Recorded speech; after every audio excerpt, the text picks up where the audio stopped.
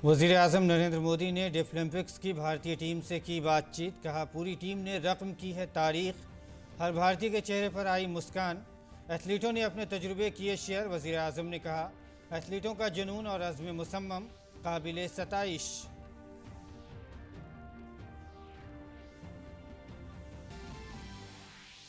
वज़ीर आज़म मोदी क्वाड ममालिक के सरबराह इजलास में शिरकत के लिए 23 और 24 मई को करेंगे जापान का दौरा। अमरीकी सदर बाइडेन के साथ साथ जापान और ऑस्ट्रेलिया के वज़ीर आज़म भी इस इजलास में होंगे शरीक।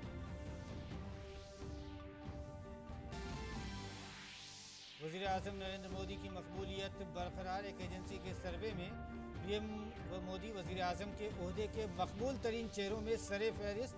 सर्वे में आसपास भी नहीं है अपोजिशन के लीडर।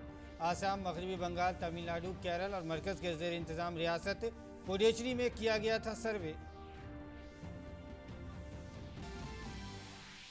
मरकज़ी वज़ीर दाखिला अमित शाह शुमाल मशरिक़ में अरुणाचल प्रदेश के दौरे पर रामकृष्ण मिशन की गोल्डन जुबली तकरीब में लिया हिस्सा। कहा कि बोडोलैंड मसले का हुआ हल। अरुणाचल प्रदेश और आसाम के दरमियान सरहद से मुताल्लिक़ 60% मसाइल को किया गया हल।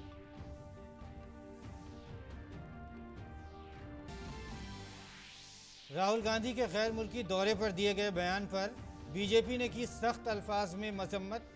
कहा, राहुल गांधी का बयान मुल्क के साथ है गद्दारी। मुल्क में नाजबरदारी और नफरत की सियासत कर रही है कांग्रेस।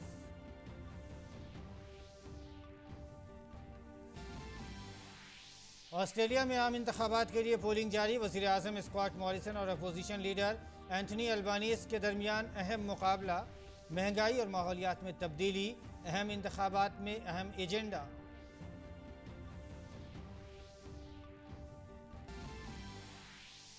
दुनिया के कई ममालिक में मंकी पॉक्स के मामलात में इजाफा जारी। आलमी सेहत तंजीम की इमरजेंसी मीटिंग जारी। बरतानिया, स्पेन, बेल्जियम, इटली, अमरीका, ऑस्ट्रेलिया और कनाडा में मिले हैं मामले। भारतीय हुकूमत ने मुतासरा ममालिक से आने वाले मुसाफिरों पर सख्त निगाह रखने की हिदायत जारी। थाईलैंड ओपन सुपर 500 टूर्नामेंट के सेमीफाइनल मुकाबले में 2 बार की ओलंपिक मेडल याफ्ता पीवी सिंधु को करना पड़ा है शिकस्त का सामना। चीन की ओलंपिक चैंपियन चीन यूफई ने 21-17, 21-16 के फर्क से हराया। नाज़रीन आदाब, उर्दू खबरनामे में आपका खैर मकदम है। मैं हूं आपके साथ मसरूर फैज़ी और आइए अब खबरों पर तफसील के साथ नज़र डालते हैं। वज़ीर आज़म नरेंद्र मोदी ने डेफलिम्पिक्स की भारतीय टीम से बातचीत की है। वज़ीर आज़म मोदी ने इस सिलसिले में कई ट्वीट भी किए हैं। वज़ीर आज़म ने अपने ट्वीट के ज़रिए खिलाड़ियों के साथ तस्वीर भी शेयर की हैं।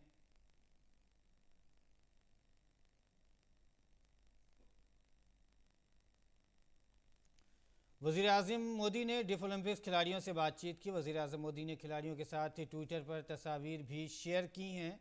और वज़ीर आज़म नरेंद्र मोदी क्वाड ममालिक के और आइए अगली खबर पर नज़र डालते हैं। वज़ीर आज़म नरेंद्र मोदी क्वाड ममालिक के सरबराह इजलास में शिरकत के लिए 23 और 24 मई को जापान का दौरा करेंगे। वज़ीर आज़म के अलावा क्वाड सरबराह इजलास में अमरीकी सदर जो बाइडन, जापान और ऑस्ट्रेलिया के वज़ीर आज़म भी इससे में शिरकत करेंगे। वज़ीर आज़म 23 और 24 मई को जापान का दौरा करेंगे। Quad cooperation is anchored in the shared values and commitment to the principles of democracy, international law, and rules-based international order, as also the vision for a free, open, and inclusive Indo-Pacific. Since its first summit, Quad has been working to implement a positive and constructive agenda with a strong focus on enabling peace, prosperity, and stability in the Indo-Pacific region. Our cooperation efforts have included 1. Working together on climate action. This involves creating a decarbonized green shipping network in the Indo-Pacific, making use of clean hydrogen and making it more accessible, pooling capacities to assist Indo-Pacific countries in climate monitoring and information sharing. रियासतों और मरकज़ के ज़ेर इंतज़ाम इलाक़े में इंतखाबात के 1 साल बाद भी नरेंद्र मोदी वज़ीर आज़म के ओहदे के लिए अवाम के दरमियान मकबूल हैं। दूसरी तरफ अपोजिशन के कई लीडर पीएम मोदी से बहुत पीछे हैं। 4 रियासतों आसाम, मगरबी बंगाल, तमिलनाडु, केरल और मरकज़ के ज़ेर इंतज़ाम इलाके पुडुचेरी में एक एजेंसी के ज़रिए किए गए खुसूसी सर्वे के दौरान ये बात सामने आई है। जहां 2021 में असम्बली इंतखाबात हुए थे, इन 5 रियासतों मरकज़ के ज़ेर इंतज़ाम इलाके में लोकसभा की तकरीबन 120 नशिस्तें हैं और आसाम और पुडुचेरी और मगरबी बंगाल में बीजेपी मजबूत हो रही है, जबकि कांग्रेस तमिलनाडु में इत्तेहादी मुआविन है और केरल में अपोजिशन में है। और आइए नाज़रीन, अगली खबर पर नज़र डालते हैं। मरकज़ी वज़ीर दाखिला अमित शाह ने शुमाल मशरिक़ में पीएम मोदी के काम की तारीफ़ करते हुए कहा कि वज़ीर आज़म नरेंद्र मोदी से पहले मुल्क में किसी को शुमाल मशरिक़ की फ़िक्र नहीं थी। आज शुमाल मशरिक़ को मुल्क की तमाम स्कीमों से जोड़ने का खुसूसी काम किया गया है। इस मौके पर मरकज़ी वज़ीर दाखिला अमित शाह ने आज रामकृष्ण मिशन आश्रम की गोल्डन जुबली तकरीबात में स्वामी विवेकानंद के मुजस्समे की नकाब कुशाई की।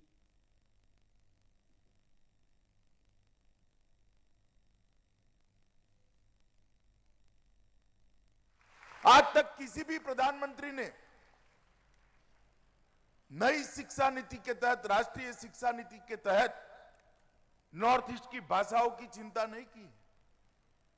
देश के प्रधानमंत्री नरेंद्र मोदी जी ने नॉर्थ ईस्ट की भाषाओं की चिंता की है और नई शिक्षा नीति के तहत उनको प्राथमिक शिक्षा उस भाषा में देने की शुरुआत भी की।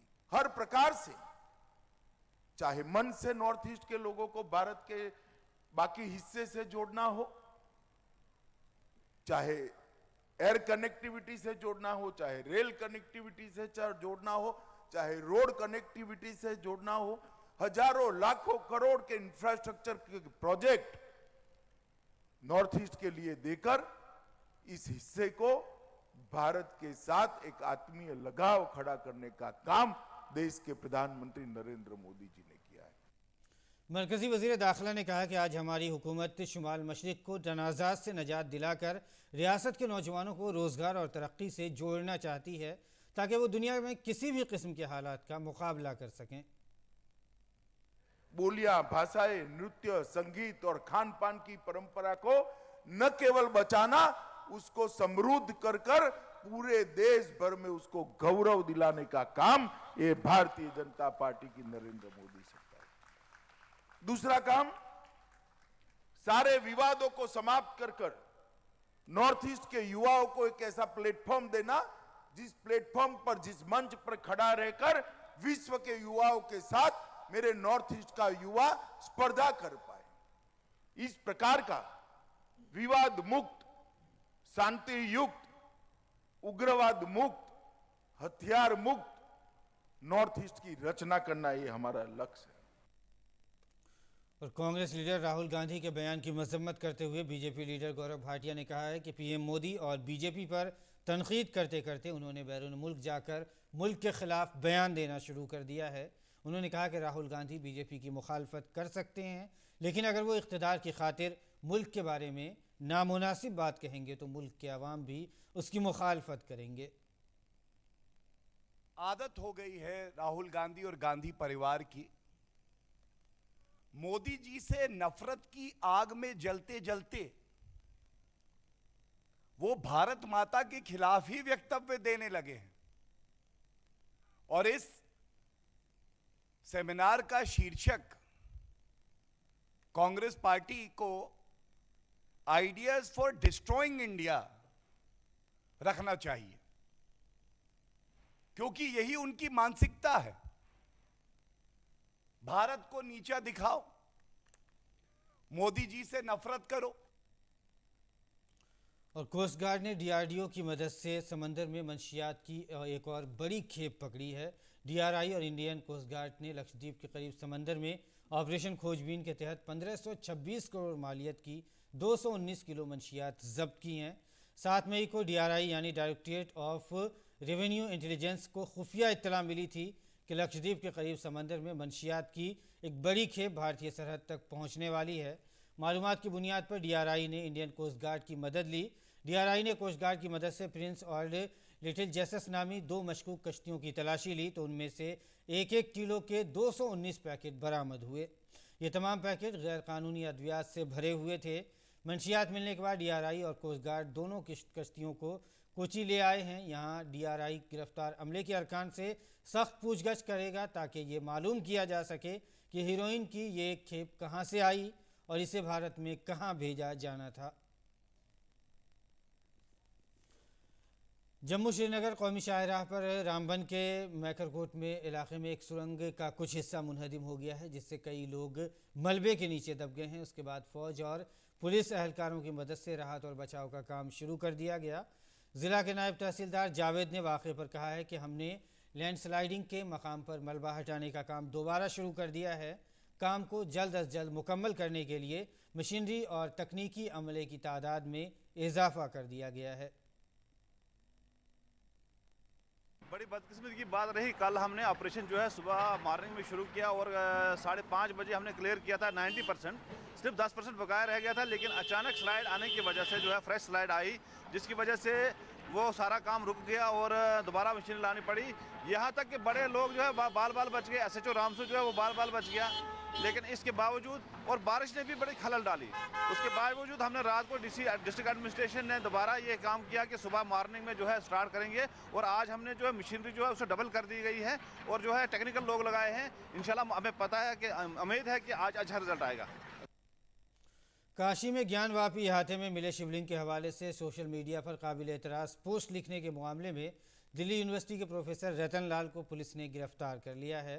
साइबर सेल ने जुमे को उन्हें गिरफ्तार किया। पुलिस के मुताबिक शुमाली ज़िला साइबर सेल को प्रोफेसर के खिलाफ शिकायत मिली थी। प्रोफेसर रतन लाल पर इल्ज़ाम है कि उन्होंने अपनी सोशल मीडिया पोस्ट में शिवलिंग का मजाक उड़ाया था। मंगल को साइबर सेल ने प्रोफेसर के खिलाफ मामला दर्ज कर लिया था। पुलिस ने शिकायत के मद्देनज़र प्रोफेसर के खिलाफ तकनीकी सबूत जमा करें और जुमे की रात को उन्हें मोरिस नगर से गिरफ्तार कर लिया।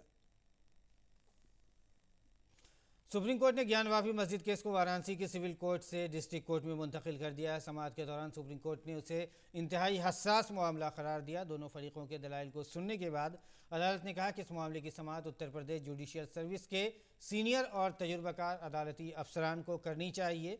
अदालत का हुक्म अगले 8 हफ्तों तक नाफिजुल अमल रहेगा। सुप्रीम कोर्ट ने वाराणसी के ज़िला मजिस्ट्रेट को मस्जिद में वज़ू का इंतज़ाम करने की भी हिदायत दी है।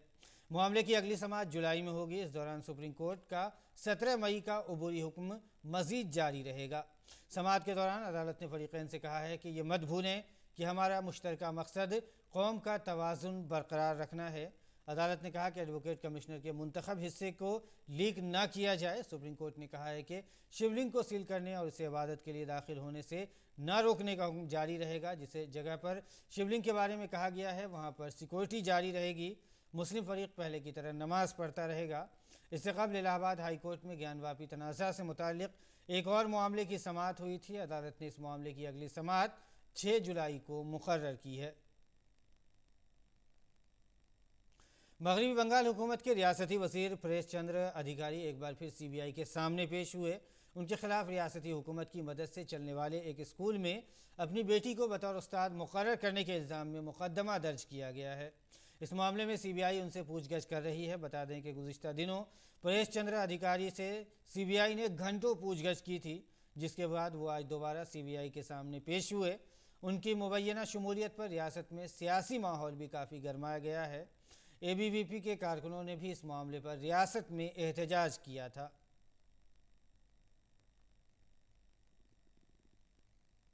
और मुल्क भर के मौसम की बात करें तो मुल्क भर में मौसमी हालात मुख्तलिफ हैं। जहां शुमाली भारत शदीद गर्मी से दो चार हैं, वहीं मगरबी बंगाल और आसाम बारिश की वजह से सैलाबी सूरत हाल का सामना कर रहे हैं। उत्तराखंड में बारिश के लिए येलो अलर्ट जारी कर दिया गया है। बिहार में आसमानी बिजली गिरने से 16 अजला में 33 लोगों की मौत हो गई है। यहाँ कर्नाटक के कई इलाकों में भी बारिश हुई है। हुबली के कई इलाकों में बारिश हुई है, जबकि केरला के कई अजला में भी मूसलाधार बारिश हुई है। जुमेरात को महकमे मौसमियात ने रियासत के 12 अजला के लिए ऑरेंज अलर्ट जारी किया था। बारिश की वजह से रियासत के कुछ हिस्सों में मामूलात ज़िंदगी ठप होकर रह गए हैं। वज़ीर आज़म नरेंद्र मोदी ने बिहार के 16 अजला में आसमानी बिजली गिरने से 33 अफराद की मौत पर गहरे दुख का इजहार किया है। एक ट्वीट पैगाम में उन्होंने कहा है कि बिहार के कई अजला में तूफ़ान और आसमानी बिजली गिरने से वाक़यात में मुतअद्दिद अफराद की मौत से इंतहाई दुखी हूँ। ईश्वर सोगवार ख़ानदान को इस सदमे को बर्दाश्त करने की ताकत अता फरमाए। रियासती हुकूमत की निगरानी में मकामी इंतज़ामिया राहत और बचाव के कामों में सरगर्म अमल है। वज़ीर-ए-आज़म नरेंद्र मोदी ने आज हानि साबिक़ वज़ीर-ए-आज़म राजीव गांधी की बरसी के मौके पर ट्विटर पर उन्हें खिराज अक़ीदत पेश किया। वज़ीर-ए-आज़म मोदी ने ट्वीट करते हुए कहा है कि हमारे साबिक़ वज़ीर-ए-आज़म जनाब राजीव गांधी को उनकी बरसी पर खिराज अक़ीदत। मरकज़ी हुकूमत ने national for disease control NCDC और Indian council of medical research ICMR को बैरून मुल्क के मंकी पॉक्स की सूरत हाल पर गहरी नज़र रखने और मुतासरा ममालिक के मुश्तबा बीमार मुसाफिरों के नमूने जाँच मज़ीद करने के लिए NIV पुणे को भेजने की हिदायत दी है। मरकज़ी वज़ारत सेहत ने हवाई अड्डे और बंदरगाहों को सेहत के इंतज़ाम के हुक्काम को भी चौकस रहने की हिदायत दी है। एक सरकारी ज़राए ने बताया कि उन्हें हिदायत दी गई है कि वो मंकी पॉक्स से मुतासरा ममालिक का सफ़र कर चुके किसी भी बीमार मुसाफिर को अलग थलग करें और नमूने जांच के लिए पुणे में वाक़े नेशनल इंस्टीट्यूट ऑफ वायरोलॉजी के BSL 4 सहूलत में भेजें। दुनिया के कई ममालिक में मंकी पॉक्स के मामले मुसलसल बढ़ते जा रहे हैं। ऐसे में WHO ने इमरजेंसी मीटिंग बुलाने का फैसला किया है। माना जा रहा है कि मीटिंग में ख़ास तौर से वायरस के ट्रांसमिशन के तरीक़े पर बहस की जाएगी। वाज़ेह हो कि मई के शुरुआत से अब तक मंकी पॉक्स के मामले कई ममालिक में मिल चुके हैं। इन ममालिक में बरतानिया, Spain, Belgium, Italy, America, Australia और कनाडा भी शामिल हैं। इत्तलात के मुताबिक मंकी पॉक्स बेहद नायाब लेकिन काफ़ी ख़तरनाक वायरस है जिसके इब्तदाई अलामात फ्लू जैसे होते हैं, साथ ही चेहरे और जिस्म पर फफोले पड़ जाते हैं। अफ्रीका के मगरबी और वस्ती इलाक़ों में भी मंकी पॉक्स के मामले मिले हैं। और आइए अगली खबर पर नज़र डालते हैं। कोविड वबा के ख़िलाफ़ सबसे मौसर हथियार के तौर पर शुरू की गई टीकाकारी मुहिम के तहत अब तक मुल्क में 192.12 करोड़ से ज़्यादा लोग कोविड मुखालिफ वैक्सीन लगाई जा चुकी हैं। कल 15 लाख से ज़्यादा वैक्सीन लगाई गई। टीकाकारी मुहिम मुल्क में कोविड से लोगों के तहफ़्फ़ुज़ का एक अहम ज़रिया है और इसके आला सतह पर मुसलसल जायज़ा और निगरानी की जा रही है।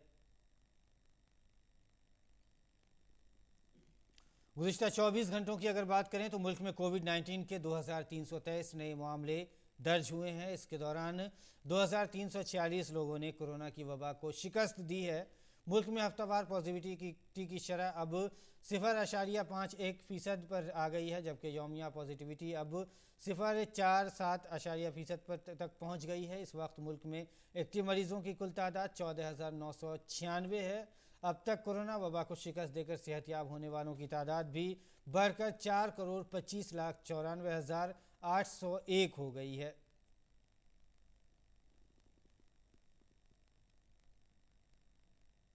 और अब दिगर बैनुल अक़वामी ख़बरों पर नज़र डालते हैं। ऑस्ट्रेलिया में आम इंतखाबात के लिए वोटिंग शुरू हो गई है। 6 उम्मीदवार वज़ीर आज़म के ओहदे की रेस में हैं, लेकिन ऐसा ख्याल किया जाता है कि अहम मुकाबला वज़ीर आज़म स्कॉट मॉरिसन के इत्तेहाद और लेबर पार्टी के रहनुमा एंथनी अल्बानीज़ के दरमियान है। वज़ीर आज़म स्कॉट मॉरिसन गुज़िश्ता इंतखाबात में बराह रास्त कामयाबी हासिल नहीं कर सके थे। उन्होंने छोटी पार्टियों के साथ मिलकर हुकूमत बनाई थी। हुकूमत साजी के लिए छोटी पार्टियों और आज़ाद उम्मीदवारों की मदद लेनी होगी। ऑस्ट्रेलिया में भारत की तरह ही 2 ऐवान हैं। ऐवान बाला को सेनेट और ऐवान ज़ेरी को ऐवान नुमाइंदगान कहा जाता है। ऐवान ज़ेरी में अक्सरियत हासिल करने वाली पार्टी या इत्तेहाद का रहनुमा ही वज़ीर आज़म बनता है। ऐवान नुमाइंदगान की 151 सीटों के लिए ही वोटिंग हो रही है। श्रीलंका में जारी बहरान के दरमियान 9 नए काबीनी वुज़रा ने हलफ लिया। माली मदद की श्रीलंका की अपील पर दुनिया ने मदद का हाथ बढ़ाया है। उधर IMF ने कहा है कि वक्त पर बहरान के हल के लिए श्रीलंका की मदद के लिए वो पुरज़्म है। जनवरी के बाद से भारत के माली मदद पैकेज श्रीलंका को उसके सबसे ख़राब माली बहरान में बचाए रखा था। भारत ने ईंधन और ज़रूरी अशिया की ख़रीद के लिए क्रेडिट लाइन मुहैया की। भारत ने श्रीलंका को कर्ज़, क्रेडिट लाइन और क्रेडिट स्वैप में $3 बिलियन अमरीकी डॉलर से ज़्यादा देने की ख्वाहिश जाहिर की है। माली बहरान और कर्ज़ में डूबे श्रीलंका में सियासी तातुल ख़त्म करने के लिए एक और कोशिश के तहत नई काबीना में तोसी की गई है। जुमे को 9 नए काबीनी वुज़रा की तकर्रुरी की गई। वुज़रा को सदर गोटबाया राजपक्षे ने हलफ दिलाया है, जबकि दरमियान में श्रीलंका में एहतजाजी मुजाहरे ख़त्म होते दिखाई नहीं दे रहे हैं। श्रीलंका पुलिस ने सदर गोटबाया राजपक्षे की गिरफ्तारी और हटाने की मांग को लेकर कोलंबो की सड़कों पर मार्च करने वाले तलबा और मुजाहिरीन को पीछे करने के लिए आंसू गैस और पानी की बौछारें की। गौरतलब है कि श्रीलंका अपनी तारीख में पहली बार दिवालिया हो गया है। श्रीलंका को 7 करोड़ 80 लाख डॉलर का कर्ज चुकाने के लिए 30 दिनों की रियायती मुद्दत दी गई है। कोलंबिया के वल्विसिनियो शहर में 10 घंटे से ज़्यादा ज़बरदस्त बारिश के बाद शहर में सैलाब आ गया है। वल्विसिनियो शहर की सड़कें नदियों में तब्दील हो गई हैं। सैलाब से 1200 अफराद बेघर हो गए हैं। सैलाब से सैकड़ों घरों को काफ़ी नुकसान पहुंचा है। मकामी मीडिया के मुताबिक अभी तक किसी जानी नुकसान की खबर नहीं है। Film country of the blind का पोस्टर फ्रांस में जारी कांस फिल्म फेस्टिवल के दौरान इंडिया पवेलियन में जारी किया गया। हमारी नामानिगार श्यामा मिश्रा ने पोस्टर रिलीज होने से कबल फिल्म के प्रोड्यूसर तारिक और फिल्म के अदाकार ऋषि से बातचीत की। कंट्री ऑफ ब्लाइंड मूवी की पोस्टर रिलीज होने जा रही है इंडियन पवेलियन में, और हमारे साथ में प्रोड्यूसर तारिक हैं और साथ ही एक्टर ऋषि भी हैं। तारिक, हमसे बात करने के लिए धन्यवाद। सबसे पहले तो ये बताइए कि जो मूवी है कंट्री ऑफ ब्लाइंड, काफ़ी इंटरेस्टिंग सा नाम है, what is it all about, और यहाँ पर जब आप रिलीज़ करा रहे हैं उसे कान में, लेकिन इंडियन पवेलियन में, कितना गर्व महसूस होता है? अरे बहुत अच्छा लगता है। कान्स में ऐसे भी आके बहुत अच्छा लगता है कि इतनी दुनिया के तमाम बेहतरीन फिल्म मेकर्स कान्स में आपको मिलते हैं। और हमारी जो फिल्म है कंट्री ऑफ ब्लाइंड, जिसमें इनामुल हक हैं, हिना खान है और प्रद्युमन सिंह हैं, यहाँ आकर, कान में आकर इंडियन पवेलियन में इतना बड़ा एक मौका मिलना क्या मायने रखता है? ये बहुत ही सौभाग्य की बात है मेरे लिए, और ख़ासकर मेरी 3 साल पहले मेरी फिल्म लाइन का पोस्टर भी यहीं रिलीज़ हुआ, क्योंकि अब हर चीज़ ग्लोबल है। और जब से OTT आया है तो अब कुछ भी ऐसा नहीं रहा कि एक रिस्ट्रिक्टेड एरिया के लिए है फिल्म। अब आपकी हर फिल्म का कंपटीशन हर फिल्म के साथ है। फिल्म मेकर्स जब बातचीत करते हैं इंटरनेशनल फिल्म जगत के लोगों से, क्या आइडियाज़ का आदान प्रदान होता है, तो कितना फ़ायदेमंद होता है ये प्लेटफॉर्म, और स्पेशली तब जब इंडिया को फोकस में रखा गया है?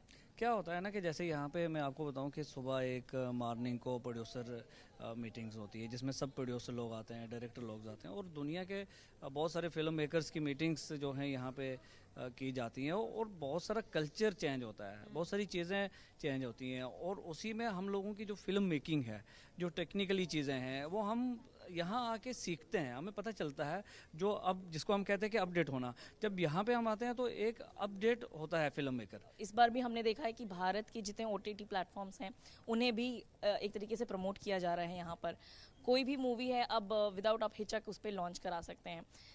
ऐसे में कितना फैसिलिटेट होगा फिल्म मेकिंग, साथ ही जो युवा हैं उन्हें चांस मिलना या अपॉर्चुनिटीज़ मिलना? मुझे लगता है कि बहुत सिनेमा चेंज हो चुका है, और अभी एरियाज अभी भी बचे हुए हैं जहाँ पर हम वर्क कर सकते हैं, और अच्छा, और हम अपने सिनेमा को और ज़्यादा प्रमोट कर बेहतर बना सकते हैं। बिल्कुल, हमसे बात करने के लिए धन्यवाद। तो बिल्कुल बहुत अच्छी बात कही इन्होंने कि अभी भी कई सारे एरियाज़ हैं जहाँ पे हम एक्सेल कर सकते हैं, बेहतर बन सकते हैं, और रही बात जहाँ हम ऑलरेडी अच्छे हैं वो हम दुनिया भर को बता सकते हैं कि भारत के पास क्या क्या है ऑफर करने के लिए। कैमरा पर्सन शुभम शर्मा के साथ श्यामा मिश्रा, DD न्यूज़, कान, फ्रांस। और आगे बढ़ते हैं। एनिमेशन, विजुअल इफ़ेक्ट्स, गेमिंग और कॉमिक्स AVGC में एक भारतीय स्टार्टअप कैमरोट्रॉनिक्स के CEO और रजत ओझा और नायब सदर आस्था फ्रांस के कान शहर में मुनक़िद मार्चे डो फिल्म में ऑडियो विजुअल इंडस्ट्री में इम्कानात तलाश रहे हैं। इन गेम प्रेन्योर्स से बात की हमारी नुमाइंदा मुनमुन भट्टाचार्य ने। हमारे साथ आस्था और रजत हैं, ये वाइस प्रेसिडेंट और CEO हैं गेमीट्रॉनिक्स के, जो एक भारतीय स्टार्टअप है और जो मार्शेडू फिल्म में कान नेक्स्ट के तहत पिच कर रहा है ऑडियो विजुअल इंडस्ट्री को। आपका बहुत बहुत स्वागत है। बताइए आप अपने स्टार्टअप के बारे में, कब शुरुआत की, आप किस पर्टिकुलर सेगमेंट में काम करते हैं AVGC में, और कहाँ ये बेस्ड है? जी, इसका स्टार्ट 2017 में हुआ, और हम AI, augmented reality, virtual reality, और अब रिसेंटली हमने मेटावर्स पे काम किया है। तो ये कितनी बड़ी अपॉर्चुनिटी है आपके सामने कि यहाँ पर इतने बड़े मंच पर कान नेक्स्ट के तहत, जो कि पहली बार हो रहा है और कंट्री ऑफ ऑनर का स्टेटस भारत को मिला है, आपको ये अपॉर्चुनिटी मिली है? काफ़ी बड़ी अपॉर्चुनिटी है, स्पेशली क्योंकि इंडिया कंट्री ऑफ ऑनर है, तो सारे लोग इंडिया की तरफ काफ़ी गौर से देख रहे हैं इस पूरी अपॉर्चुनिटी को। हर कोई एक्साइटेड है इंडिया को लेके कि इंडिया लेके क्या आया है, और उस कंडीशन में हम वहाँ पर जाके अपनी कंपनी को पिच कर रहे हैं, तो वो सारी आइज़ बाय डिफ़ॉल्ट हमारे ऊपर भी आ रही है। तो रेस्पॉन्सिबिलिटी भी है, और एट द सेम टाइम हमें बहुत ऐसा लगता है कि इस अपॉर्चुनिटी को हम बहुत अच्छी तरह से कैपिटलाइज़ कर सकते हैं, क्योंकि यहाँ पर मीडिया है, इंडस्ट्री है, प्रोडक्शन हाउसेस हैं और इन्वेस्टर्स सभी लोग हैं जिन लोगों से हमारा काम पड़ता है इस, और जिसको जो हमारे इस प्रोजेक्ट को और जिससे हमारी कंपनी को काफ़ी एम्प्लीफिकेशन मिल सकता है। तो आपके प्लेट पे क्या क्या है, अभी आपको क्या क्या करना है यहाँ पर? यहाँ पर सबसे ज़्यादा यही है कि हमने प्रोडक्शन हाउसेस से काफ़ी लोगों के साथ में मीटिंग सेट की हुई है। इसी तरह से सेलिब्रिटीज से भी मिल रहे हैं, जैसे अभी जिसे भी इसी संदर्भ में बात हो रही थी, और भी काफ़ी इन्वेस्टमेंट हैं, स्पेशली ब्लॉकचेन और मेटावर्स को लेके यूरोप में वैसे भी बहुत ज़्यादा एक्साइटमेंट है। तो इन्हीं लोगों के साथ में लेके इनको ये बताना है कि हम इंडिया आ चुका है, अब नई जनरेशन रेडी है इंटरनेट की भी, और उस जनरेशन में इंडिया डेफिनेटली लीड करेगा सब लोगों के सपोर्ट के साथ में। तो सपोर्ट के लिए ही हम यहाँ पर हैं। जी बिल्कुल, एक जो विजन है भारत का वो ये है कि Bharat content hub of the world बने, और इसमें एवीजीसी सेक्टर का भी एक रोल रहेगा।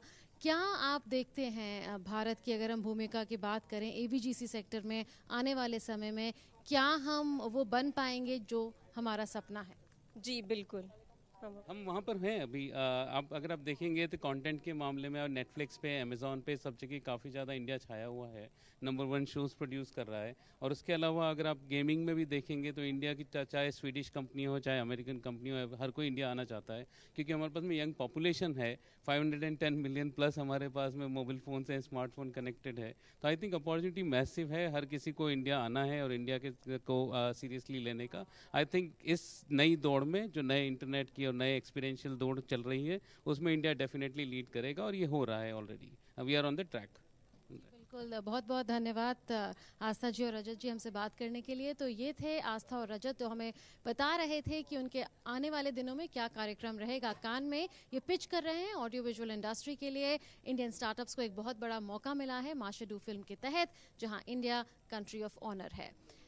कैमरामैन मोहित जोशी के साथ मैं मुनमुन भट्टाचार्य, कान में, दूरदर्शन न्यूज़ के लिए। और आगे बढ़ते हैं बुलेटिन में। थाईलैंड ओपन सुपर 500 टूर्नामेंट में ख्वातीन सिंगल्स के सेमीफाइनल मुकाबले में पीवी सिंधु को शिकस्त का सामना करना पड़ा है।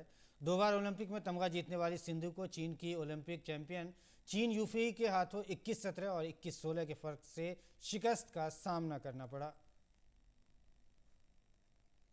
ओलंपिक में कांसे का तमगा जीतने वाली भारतीय मर्दों की हॉकी टीम जुमे को अपना एशिया कप खिताब का दिफा करने के लिए जकार्ता पहुंच गई है।